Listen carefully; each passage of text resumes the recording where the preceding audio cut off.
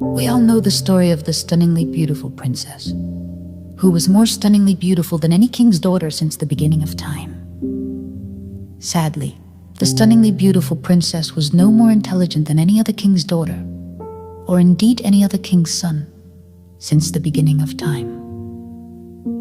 We know the story of how she was throwing her favorite toy, a golden ball, into the air and catching it, and how she was doing this near the deepest well there has ever been, and how, of course, the ball rolled into said well and sank to the bottom. And that while she was bawling her eyes out like the spoilt royal child she was, a frog appeared from out of the well and made a pact with the princess. He would retrieve her silly ball if she took him as her companion, to eat, drink, and sleep with her. Sleep, but no funny business.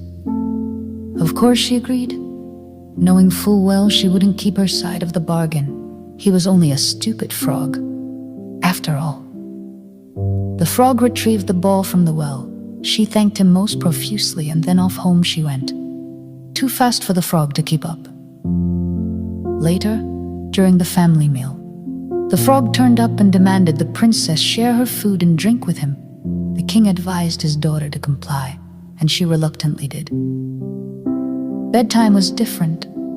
Though a frog sharing her bed, she couldn't think of anything more disgusting.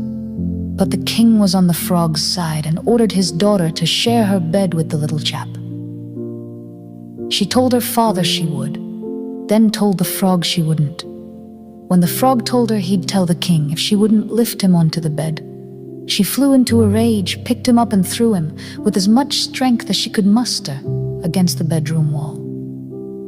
His body slowly slid down the wall, as flat as those dead frogs you see on pavements, but when he reached the floor, he magically turned into a handsome, tall, yet still flat prince, a future husband for the princess. The story begs the question: did the king know the frog's background?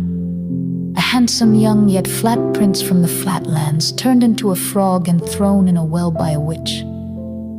Destined to stay a lonely, plump frog unless a beautiful, young, but spoiled princess breaks the witch's spell by throwing him with force against a wall, flattening him back into human marriage material. Perhaps he did.